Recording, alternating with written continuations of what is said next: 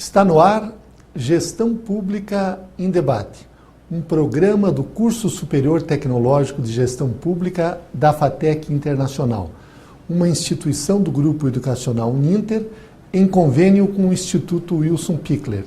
Este programa, ele complementa a formação dos nossos alunos de gestão pública nas modalidades presencial e à distância. E ele também é transmitido pela CWB TV, TV Comunitária de Curitiba, canal 5 da NET e 72 da TVA. Hoje, excepcionalmente, nós teremos um programa especial que foi realizado durante o workshop Urbanismo e Direitos Humanos, realizado algumas semanas atrás, com os alunos de Direito e os alunos de Gestão Pública da Facinter e da FATEC Internacional. Então, vocês ficarão agora com esse workshop que foi coordenado pelo professor Wilson Pickler e que teve a participação do ex-deputado Gustavo Fruit, do professor Daniel Sozek e também a minha participação. Muito obrigado. Boa noite a todos, sejam todos bem-vindos. Agradecemos a cada um de vocês pela presença nessa mesa redonda dessa noite. Gostaríamos de pedir desculpas pelo transtorno, pelo imenso número de adesão que a gente teve de participação, a gente teve que mudar de auditório em cima da hora. Mas, enfim, dando início, eu gostaria de chamar para compor essa mesa o diretor-geral do Grupo Educacional Uninter, o professor Wilson Pickler, por favor.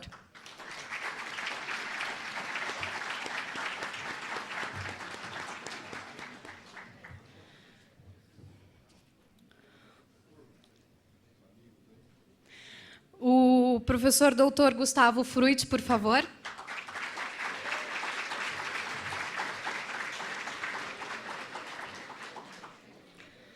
Na sequência, o professor doutor Daniel Sozek.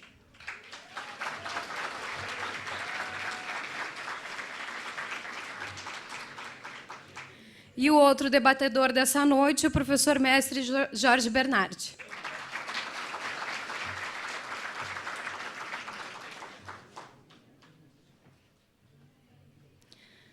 Gostaria também de citar as autoridades acadêmicas presentes nessa noite. Professor mestre Moacir Carvalho, professor de Direito Municipal da instituição. Professor Jefferson Ferro, coordenador da Iniciação Científica da Uninter. Professora mestre Karen Lima, gerente do ensino à distância. O professor Benhur Gaio, professor doutor, o pró-diretor do ensino à distância da instituição. Professor doutor Igor Hasselmann Marx, o nosso diretor acadêmico da Facinter e da FATEC Internacional. O coordenador de Direito, o professor doutor André Peixoto. E, enfim, o professor mestre Auro Simões, que é membro da nossa comissão própria de avaliação da CPA. Tá? Eu vou passar agora a palavra ao professor Wilson, que, na sequência, já vai dar andamento nessa mesa redonda. Muito obrigada.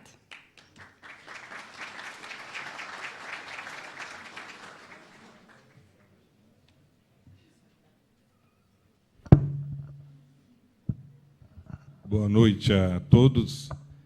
Eu quero aqui saudar o nosso ilustre convidado, Gustavo Fruit, o professor Daniel, que eu conheço desde a época da fundação do IBPEX, o professor Jorge Bernardi, um amigo de longas datas, inclusive da política do PDT, desde 1988, quando esse velho guerreiro aqui ficou com a incumbência de reestruturar o PDT. Muito bem. Quero saudar a todos vocês que aqui estão, nossos alunos, professores, servidores, dizer que é uma honra muito grande, uma alegria tê-los com a gente como alunos, participantes do Grupo Uninter. Um grupo se constrói com pessoas. A parte mais importante de uma instituição de ensino não é o seu corpo de docentes, é o seu corpo de discentes, de alunos. Então, eu quero aqui diante do Gustavo, fazer uma homenagem a todos vocês, alunos do Grupo Educacional Uninter. E também aqui apresentar meu agradecimento por terem escolhido a nossa instituição para poder fazer a sua formação acadêmica. Muito obrigado por essa decisão sábia, né? Que eu já percebo que são inteligentes porque escolheram o Uninter. Isso já é a primeira prova de inteligência. Quero também aqui render as minhas homenagens aos professores. Temos aqui o Igor, que é o diretor acadêmico, o nosso coordenador André, do curso de Direito, tantos outros, o Benhur, cadê o Benhur? O professor amigo aqui do Direito também, Moacir. Eu peço desculpas que os nomes às vezes me falham. E temos aqui também ilustres convidados da sociedade, entre eles membros do Partido Democrático Trabalhista.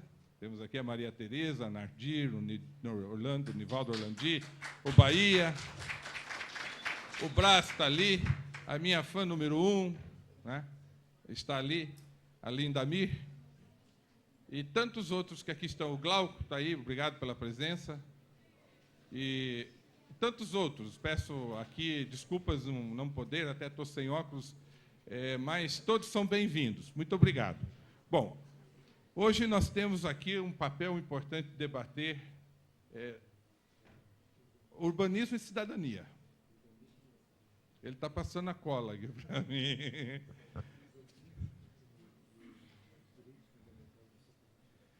Urbanismo e os direitos fundamentais no século XXI. Muito bem. Bom, eu tenho aqui uma sequência de conferencistas. O Jorge Bernardi falará por primeiro, por segundo, professor doutor... Isso, então está por na ordem aqui. Por segundo, o professor Daniel Sozek e o professor doutor Gustavo Fruit. Daniel também professor doutor. O Jorge Bernardi, professor mestre, terminando, já concluindo o seu doutorado. Passo, então, Bernardi, a ler o seu currículo. Depois eu leio o currículo de cada um antes da palestra.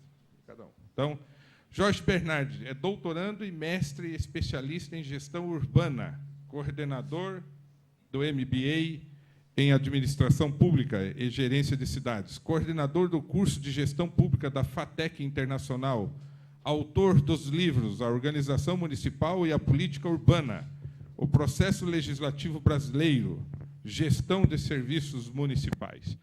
O Jorge tem se tornado uma das maiores autoridades acadêmicas nesta área de gestão urbana aqui em Curitiba.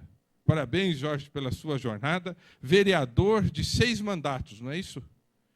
Este homem fez 7.500 votos, só não conseguiu o seu 7º mandato por uma questão de coligação, porque fez muito mais votos do que tantos outros que foram eleitos. Parabéns, Jorge, pela sua jornada acadêmica e política. Com a palavra, Jorge Bernardi.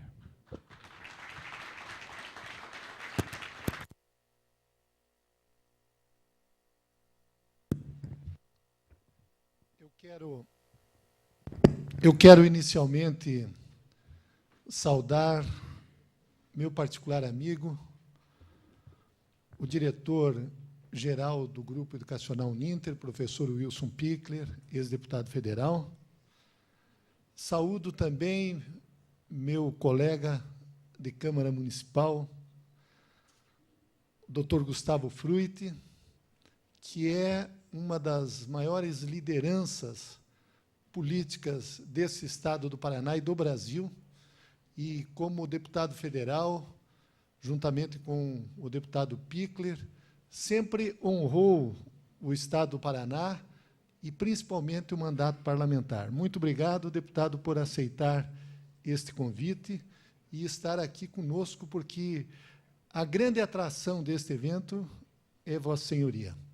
Eu quero agradecer também a presença do professor Daniel Sozek, que é um dos professores fundadores desta instituição, e dizer que a sua conferência sobre direitos fundamentais, direitos humanos, vai nos engrandecer a todos.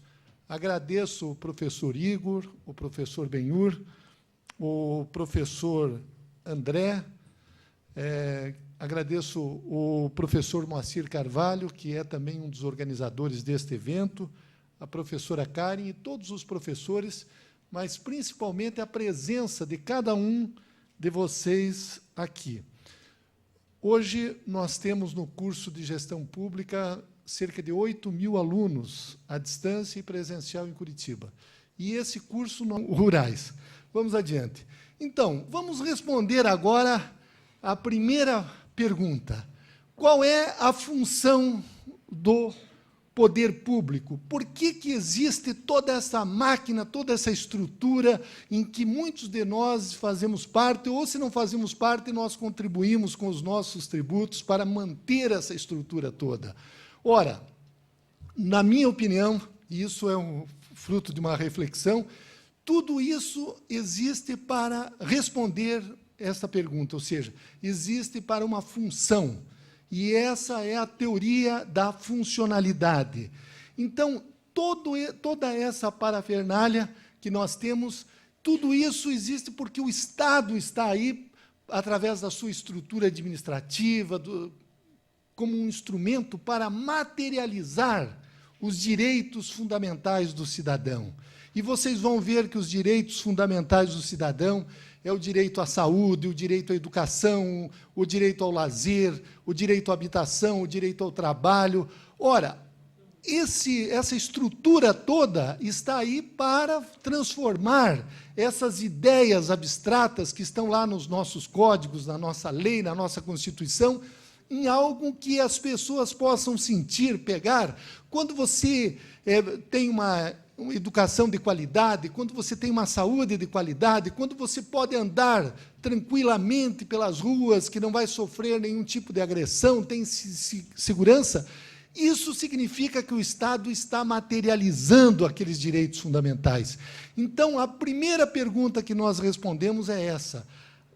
A função do Estado é materializar os direitos fundamentais que estão nas nossas leis, na nossa Constituição, nos nossos códigos.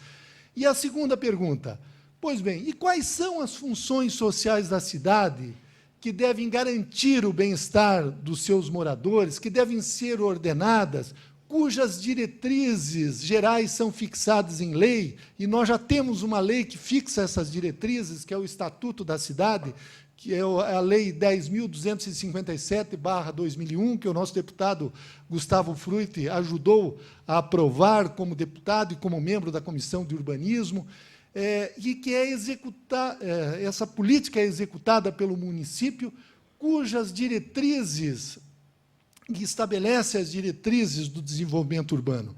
Então, o Estatuto da Cidade, no artigo 2º, inciso 1º, diz o seguinte, que a política de desenvolvimento urbano tem por objetivo garantir o direito a cidades sustentáveis, entendidas como direito à terra urbana, à moradia, ao saneamento ambiental, à infraestrutura urbana, ao transporte, aos serviços públicos, ao trabalho, ao lazer, para as presentes e futuras gerações. Vocês vejam que aí está uma parte da resposta quais são as funções sociais da cidade.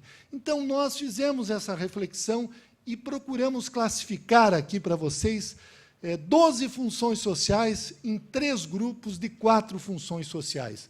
As primeiras funções que nós classificamos como funções urbanísticas são aquelas mesmas da Carta de Atenas, do Congresso de Arquitetura Moderna, que foi realizada no século XX, na década de 30 do século XX, lá em Atenas, que dizia, então, uma das funções da cidade é o trabalho, ou seja, a cidade tem que gerar trabalho para as pessoas, tem que proporcionar ao cidadão o direito dele de ter um trabalho. Eu vejo aqui o nosso amigo Wilson Guimarães, que é um dos primeiros artesãos da nossa cidade, aí, há mais de 40 anos, presidente do Sindicato dos Artesãos, e que ele, com o seu trabalho, com todas as centenas, milhares de artesãos, geram o trabalho e mantêm as tradições vivas dessa cidade. A segunda função da cidade é a função habitação. Por quê? Porque todos nós precisamos de um lugar, de uma casa, de um ambiente aonde proteger a nossa família das intempéries do tempo, enfim, abrigar os nossos descendentes e ter uma vida digna. Então, a cidade tem que garantir o direito à habitação para os seus habitantes. Então, hoje nós vemos os grandes problemas que têm as cidades, principalmente as grandes, com subhabitações. Curitiba mesmo tem quase 200 mil subhabitações, pessoas vivendo em situação precária. Então, tem que dar uma resposta a essa população. A terceira função urbanística de uma cidade é a função lazer. Ora, porque num ambiente urbano, você tem que ter outras coisas, além do trabalho, da habitação circular. Você também precisa ter um encontro social. Nós vimos no início da nossa aula de que uma das funções, como dizia Montfort, de que havia uma certa predisposição de todos nós da vida social. E esse ambiente de lazer, o clube, a igreja, ou então o estádio de futebol, a praça, isso é um momento de encontro. Nós estamos aqui na Boca Maldita, que é um ponto de encontro, é um dos ambientes de lazer dessa cidade.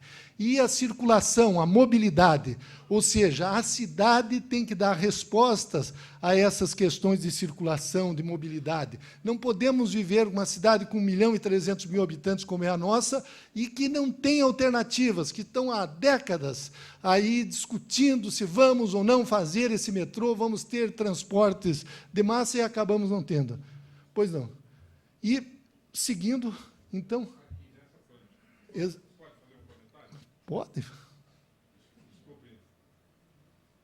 Desculpe interferir, Não, que é isso? mas está faltando aqui. Isso aí é concepção muito antiga. Quer ver? Ó, trabalho. Tudo bem, habitação, lazer, mobilidade, como funções sociais da cidade. Eu acrescentaria a saúde, porque a cidade ela é organizada com um sistema de saneamento e toda uma estrutura de atendimento público de saúde. Tá. Sem isso, ela falha na sua função social. Acrescentaria, por último, educação, sim, porque o cidadão vem, às vezes, do campo para obter na cidade a sua formação, a educação, que faz parte da vida contemporânea. Então, professor Pichler, eu concordo plenamente com Vossa Excelência, era as funções de cidadania que eu ia apresentar logo em seguida, que é saúde, educação, segurança e proteção. Entende?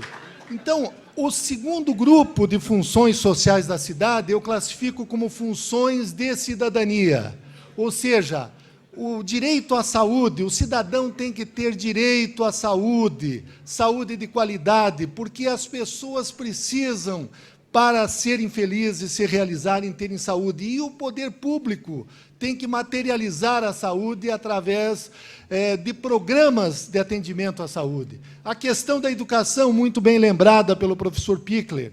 Ora, a educação hoje é um instrumento fundamental que nós temos.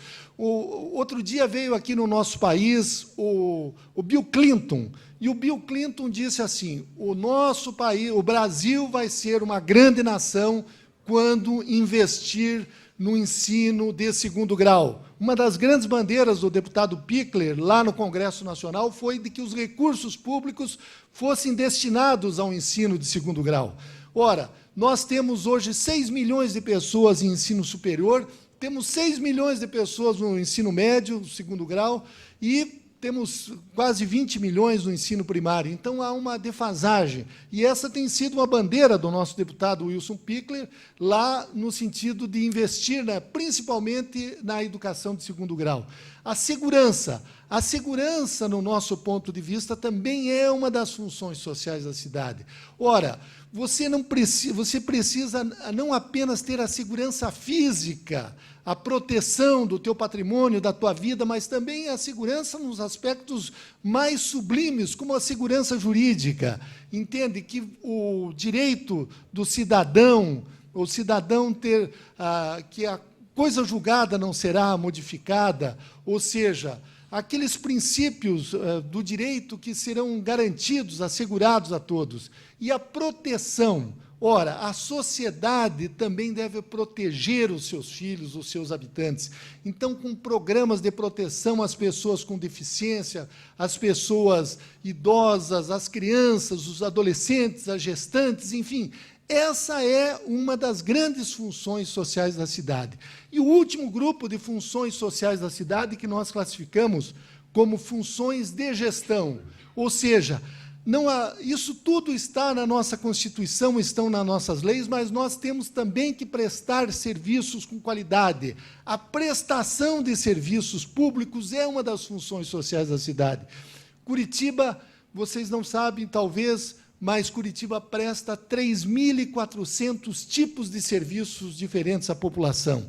Desde o serviço funerário até o serviço de iluminação pública, de esgoto, de recolhimento do lixo, etc. e tal, todas as licenças, são 3.400 tipos de serviço, e as cidades prestam esse tipo de serviço. Uma outra função de gestão, o planejamento. Ora, não se admite mais você fazer as coisas sem planejar. A própria Constituição já estabelece de que, no início de cada mandato, se deve aprovar o plano plurianual, o plano, a lei de diretrizes orçamentárias até a metade do ano e o orçamento anual. E nós, na cidade, ainda temos o plano diretor, que é um instrumento básico de toda a política urbana. E a preservação eu coloco como uma das outras funções sociais da cidade, ou seja, preservar aquilo que nós temos do patrimônio natural, o patrimônio cultural, aquilo que a natureza nos deu, aquilo que os nossos ancestrais nos trouxeram.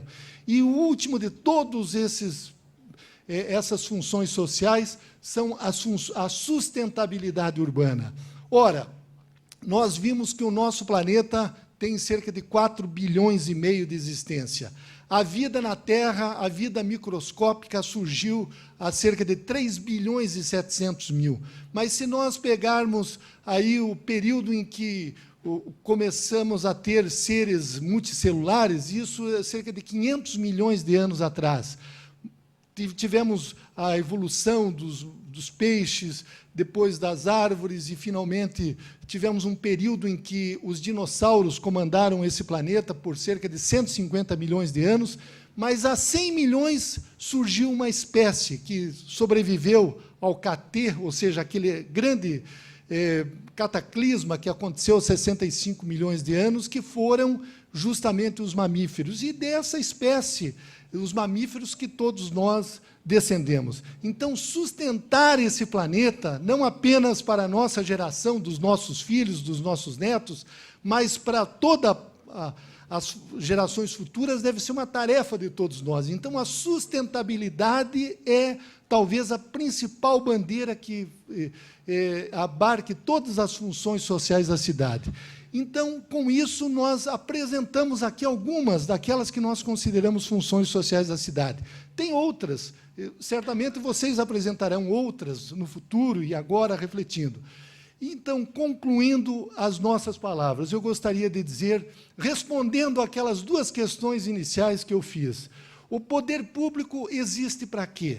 Existe justamente para materializar os direitos fundamentais.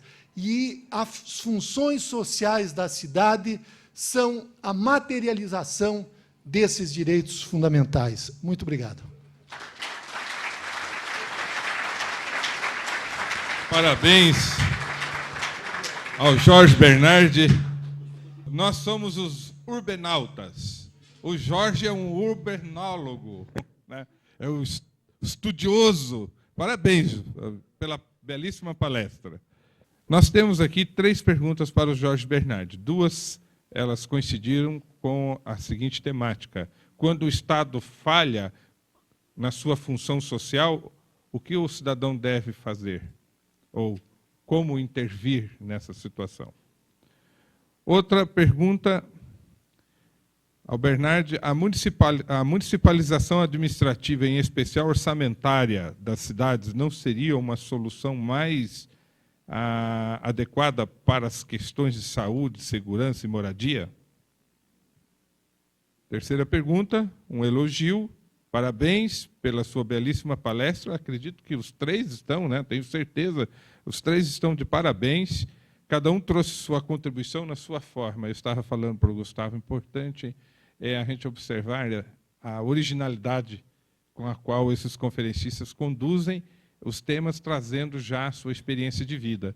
O Gustavo nos trouxe aqui, com a sua sabedoria, o seu conhecimento precioso. Parabéns, Gustavo.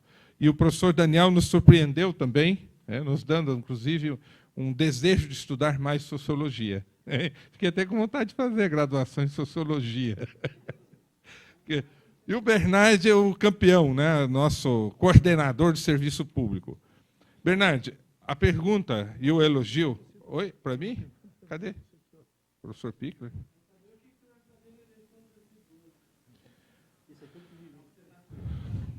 Certo. Então, vamos esperar o Bernard responder as suas perguntas. E a pergunta do Wilson Guimarães, que fez o elogio, é acerca da importância do artesanato na geração de empregos. Depois eu leio a minha pergunta e respondo. Eu quero, inicialmente, agradecer a todos vocês que estão até esse momento. Quero agradecer muito o professor Daniel e o deputado Gustavo Fruit e o deputado Pickler, porque todos nós aprendemos aqui nesta noite. Vou começar respondendo a pergunta do meu amigo, o professor Wilson Guimarães. Eu, particularmente, entendo que o artesanato é, digamos assim, uma manifestação cultural que é mais pura numa cidade. Eu, quando fui vereador, presidente da Câmara, eu tive o privilégio de incluir na lei orgânica do município a garantia do artesanato, porque hoje você, em qualquer parte do mundo, você tem os mesmos produtos, e o que diferencia uma cidade é justamente o artesanato. Observem, quando vocês viajam, que cada um de nós procura trazer alguma coisa que representa aquela cidade. Então, valorizar, incentivar, desenvolver o artesanato deve ser uma das atividades, uma das funções da cidade. E nós sempre pensamos assim, e o Wilson sabe desta maneira. Bem, a outra questão que foi levantada é sobre a estrutura administrativa. Nós ainda vivemos um modelo, como foi dito aqui, levantado pelo professor Daniel e pelo professor Gustavo, de que ainda nós estamos num modelo de visão administrativa burocrática.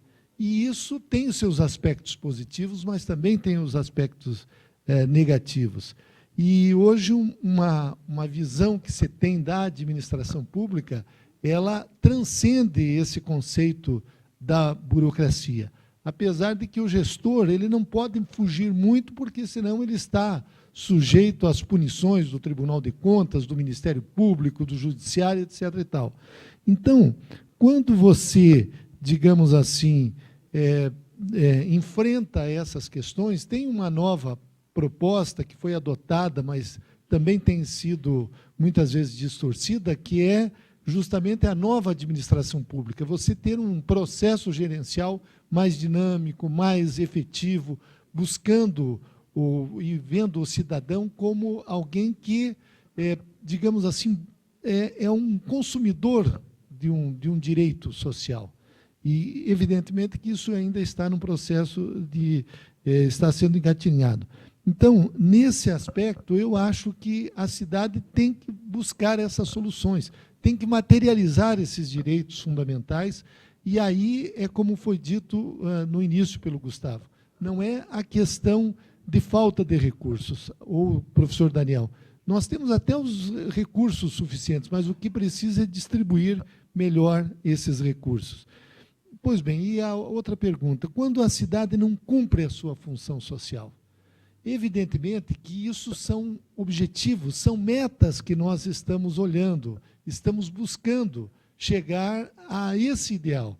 Evidentemente que, com o tempo, com a conscientização, e essa conscientização muitas vezes leva um certo período, os gestores públicos, de um modo geral, aqueles bem intencionados, eles vão procurar cumprir com essas funções sociais. Evidentemente que ainda a grande maioria das cidades brasileiras, elas não cumprem isso, porque isso é você anda um passo, como dizia um escritor uruguaio, é como uma utopia. Você anda um passo e aquele projeto, aquele sonho se afasta um passo.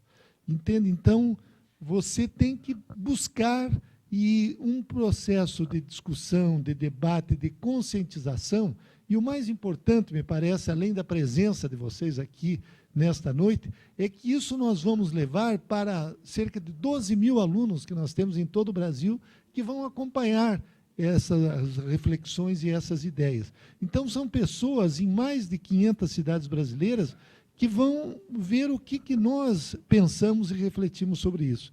Então, buscar o aperfeiçoamento deve ser uma tarefa de todos. Evidentemente que essa caminhada social não é fácil, ela tem etapas a serem vencidas e estamos caminhando para vencê-las. Muito obrigado mais uma vez pela presença de todos.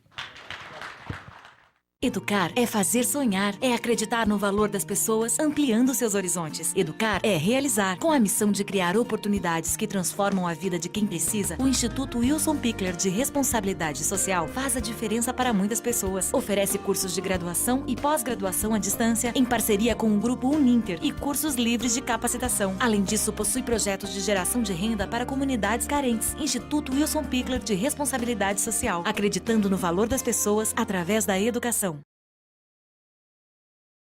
Veja bem, nós temos aqui agora perguntas, e eu tenho para o Daniel, para o Gustavo, para todos aqui. Vamos começar, então, para o Daniel.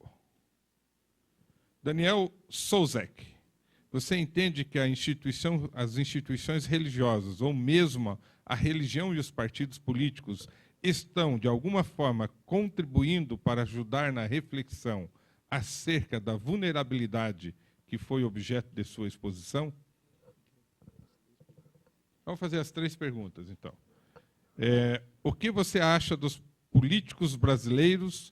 São supérfluos e vulneráveis ou imorais, principalmente quando pensam em si mesmos? Quais as soluções para a dignidade política dos seres? 3 perguntas para o Daniel Souzek.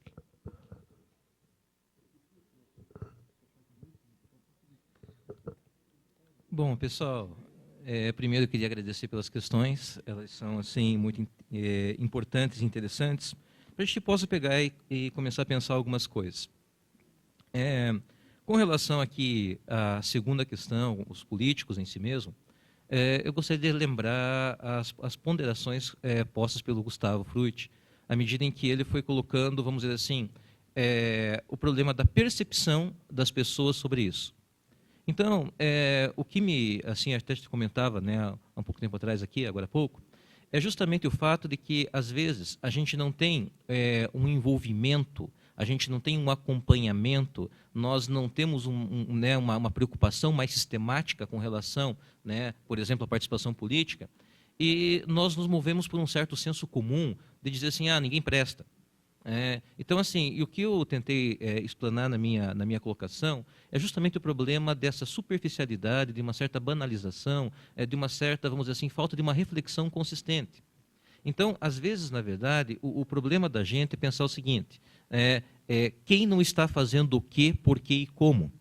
Então, enquanto a gente não pontua exatamente essas questões, enquanto a gente não tem, vamos dizer assim, um critério muito claro de saber o que está se fazendo, como está se fazendo, por que se está se fazendo, fica meio difícil a gente pegar e fazer assim, algum julgamento, vamos dizer assim, moral, vamos dizer assim, aleatório. Então, a gente tem que tomar assim, um certo cuidado, né, com algumas observações que a gente acaba fazendo, né?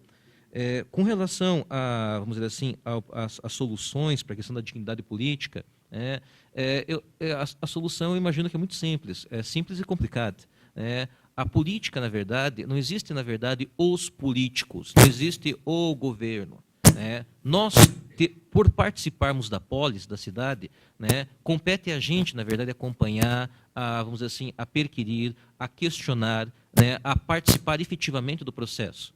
Então, se nós queremos, na verdade, se nós temos assim essa intuição, né, de que a política, na verdade, a política partidária, né, é alguma coisa que não presta ou que estaria longe da dignidade, a questão é qual a nossa participação para que a gente consiga efetivamente dar conta disso. Então, assim, ao invés de a gente pegar e ficar falando assim, eles, os políticos, eles, os governantes, eles, não sei quem, a questão é como que eu participo efetivamente desse processo. Então, essa ideia, na verdade, de a gente trazer para a gente a responsabilidade, de a gente começar a considerar e a questionar o nosso papel nessa existência na cidade, isso é um primeiro ponto fundamental e importante para começar a compreender, vamos dizer assim, essas dinâmicas da sociedade. Com relação à questão da religião, da política, né, como uma vulnerabilidade, veja, eu não acredito que não. Porque, assim, apesar de algumas pessoas entenderem a religião como alguma coisa dogmática, né, e para algumas pessoas realmente é, né, ou então entender a política partidária como alguma coisa, um fanatismo, e para algumas pessoas realmente é, eu acredito que essas diversas possibilidades de manifestação é que promovem justamente a diversidade, né, mesmo que de repente você não concorde, mas é importante a discordância, para que as coisas efetivamente se localizem na realidade. Eu não posso, por exemplo, desconsiderar o papel, por exemplo, da religião muçulmana para essas discussões que estão acontecendo hoje, por exemplo, no Egito. Então, como é que eu posso pensar, por exemplo, toda essa mudança de mentalidade no mundo árabe sem desconsiderar o papel da religião nesse processo? Será que simplesmente não se considerou nenhum aspecto nessa questão? Ou então, se nós retomarmos, por exemplo, aqui na própria experiência do Brasil, a questão de uma teologia da libertação, a questão no coisa ditatorial, como que, vamos dizer assim, as instituições religiosas, seja a Igreja Católica, ou outras agremiações religiosas, contribuíram para que você pudesse permitir uma discussão mais sistemática disso.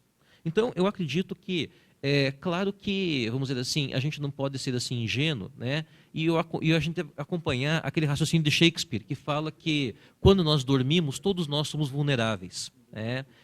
A questão básica é a gente tentar, a partir da medida do possível, suplantar essa vulnerabilidade por uma reflexão mais crítica sobre a realidade. E o convite justamente da minha fala, em específica, era justamente essa questão da reflexão como um aporte para você pensar melhor a sociedade e buscar essa vida digna, não obstante as vulnerabilidades da nossa existência. Muito bem, professor Daniel. Eu estou aqui preparando o sorteio, porque o Jorge falou assim, não, cada um grita um número na plateia. E se o camarada lembrar do número que ele assinou, aí o sorteio não é válido. Então, para ter validade científica,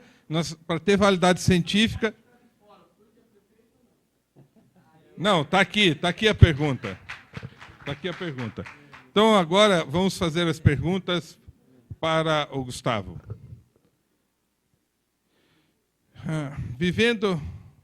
Vivendo em Curitiba há 40 anos, sinto-me num castelo medieval, onde o castelo é Curitiba e os arredores a região metropolitana. A sequência de engenheiros que administraram foram responsáveis pelo descaso com o povo, com a dignidade e a cidadania. Vamos fazer 3. Que medidas o senhor acha mais relevante a serem tomadas, já que tantas pesquisas mostraram o descrédito às políticas públicas e aos políticos? O senhor está candidato a prefeito de Curitiba pelo PDT? Não, está escrito aqui. A gente tem que preservar a credibilidade. Não pode acrescentar nada. Gustavo Frutti, como Curitiba deve ser administrada através do trabalhismo? Vamos lá, é hoje. Mas olha só, assim, muito objetivo e com muita tranquilidade. Primeiro, agradeço a pergunta e nunca escondi. Eu quero ser prefeito de Curitiba. Sou candidato, sim, a prefeito da capital. Agora,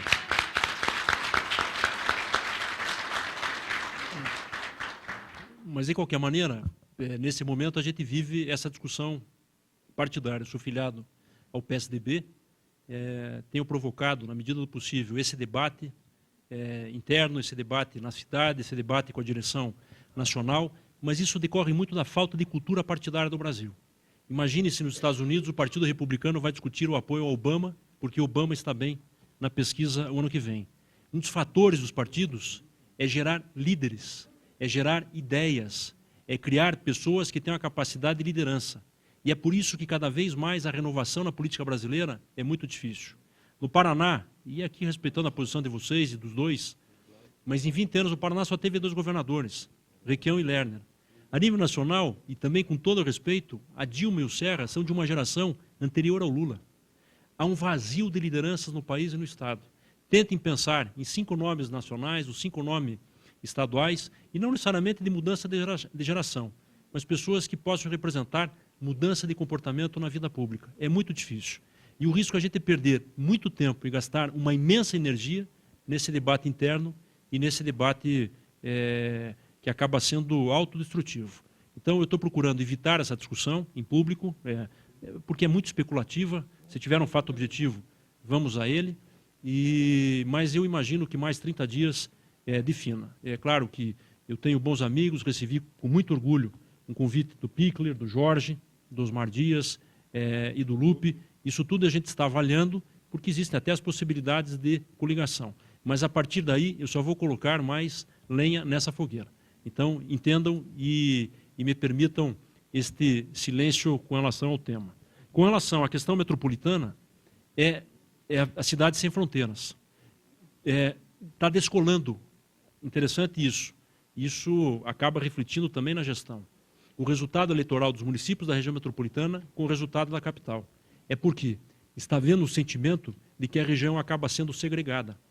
E há um sentimento de que a capital acaba concentrando os melhores itens de qualidade de vida e transfere os seus problemas para a região. Nós temos muitos municípios que têm um grande fluxo de pessoas que só residem, mas vêm trabalhar na capital, ou que cruzam a capital para se deslocarem a outros municípios. Há uma tendência também com relação à mudança no preço de terra, de habitação. Agora, não se pode definitivamente pensar Curitiba de forma isolada da região metropolitana. É uma cidade hoje sem fronteiras. Eu entre outros exemplos, eu trouxe aqui uma matéria que foi publicada ontem, na revista Veja, e que faz uma projeção das megalópolis para os próximos 30 anos. E chama a atenção que essas maiores megalópolis não estarão na Europa ou nos Estados Unidos, mas serão próprias de países em processo de desenvolvimento. É para mostrar como ainda nós estamos na contramão. E uma das citações feitas é uma região na China, no delta do rio Pérola, enfim, eu não localizo o dado aqui, mas está na revista Veja, em que eles pretendem agregar uma região com 45 milhões de habitantes. Porque não é possível pensar no transporte sem pensar na inclusão metropolitana. Não é possível pensar na questão dos resíduos sólidos, está aí a discussão do aterro sanitário, sem pensar na integração. Não é possível pensar em termos de abastecimento de água, e aqui eu cito Tamandaré e principalmente Piraquara, pensar em questão de saneamento, em questão ambiental, de forma isolada com os municípios da região metropolitana. E com relação às medidas, não tem solução. Tem essa ideia, até a Hannah Arendt, ela fala bastante disso, da autoridade. E na hora que o mundo público perde esta autoridade, não há formalismo que recupere. É a melhor forma de contestar ou destruir a hierarquia, ao lado da ironia. E, de alguma maneira, o mundo político vem perdendo a autoridade no Brasil. Autoridade não no sentido formal, autoridade da credibilidade, autoridade do respeito. Isso não se constrói da noite para o dia. Esse é um processo de evolução. E é bom que a sociedade esteja cada vez mais acompanhando, cada vez mais transparência. Como disse o Daniel, sem ilusão. Não se trata também de generalizar. E que ninguém se iluda. A política não é um espaço de escoteiros, de freiras e só de pessoas bem intencionadas. O que tem de pior está na política brasileira. Os interesses piores do país estão cada vez mais na política. Por quê? É poder. Essa é uma atividade brutalizada. Mas eu dou um testemunho de quem ficou no Congresso Nacional. Cada vez mais as melhores pessoas do Brasil estão fazendo política também. E nós temos que incentivar essas pessoas a participarem.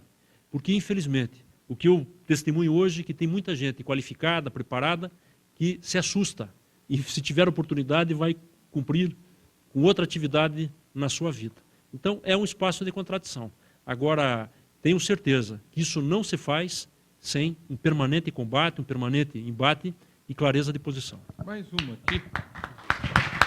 Chegou mais uma pergunta que me pareceu ser assim algo que vai mexer um pouco aí com o pensamento. O senhor não acha que a política representativa tem que ser repensada principalmente para as cidades menores, onde as câmaras municipais são um ônus muito grande no orçamento municipal? Duas observações. A primeira, eu tomo cuidado para não generalizar. O Poder Legislativo está em processo de questionamento. Então, diariamente nós vemos denúncias, críticas, e às vezes tem questões que ficam no limite do nosso julgamento moral do que é certo ou errado. O que é ilegal é objetivo. Agora, o que é certo ou errado, o que é moral e imoral na vida pública, é o que o Brasil tem que definir e está construindo. A cada eleição, a cada crise, e às vezes é preciso ir para o fundo do poço para tentar ressurgir algo bom. É o que acontece, de alguma maneira, na Assembleia, aconteceu na Câmara e no Senado. Mas, hoje, cada vez mais, a democracia é direta. Eu destaquei a participação cada vez mais direta da população na gestão pública. Nos Estados Unidos, nós vimos esse fenômeno nas 2 últimas eleições através da internet. Lá até eles fizeram uma pergunta que cabe como comparação. A internet que despertou essa cultura de participação, ou há na população americana uma cultura de participação que foi potencializada através da nova tecnologia. É algo que nós temos que procurar entender aqui. Será que só a internet vai fazer com que a população participe? Mas a democracia está sendo cada vez mais direta também no país. E com relação às câmaras, o Congresso, a duras penas, isso gerou um desgaste imenso e um debate com o Supremo Tribunal Federal e com a Associação das Câmaras Municipais, estabeleceu, né, Jorge, limites orçamentários para as câmaras e limite de vereadores de acordo com a população. Talvez essa eleição de 2012 seja a primeira em que esses índices estarão avaliados. Então, quando se pensa em valor absoluto, em muitos lugares é um valor expressivo. Daí fica a pergunta, mas puxa, é a mesma coisa quando a gente discute financiamento público. Esse dinheiro não seria melhor aplicado se fosse para uma unidade de saúde, se fosse para uma escola, se fosse para uma creche? É porque nós estamos perdendo esta autoridade. Mas, cada vez mais, se estabeleceu um percentual. Então, quem está no mandato, quem quiser se candidatar, saiba que também nós vamos estabelecer a restrição. Um detalhe, Gustavo, eu me lembro que nós estávamos lá debatendo esse assunto como deputado. Ajudei a aprovar essa lei, inclusive fui criticado pela imprensa, mas mantive a minha posição. Por quê? A lei estabelecia os limites máximos, e não mínimos, e nem efetivos. Quer dizer, as câmaras podem ir até aquele número. Agora, se os parlamentares municipais decidirem ter uma Câmara menor, porque o município não tem necessidade de tantos vereadores, ótimo. Então, a polêmica é que eles achavam que aqueles números eram os números a serem seguidos. E sim, remetia a um debate no parlamento municipal, não é isso? Muito bem.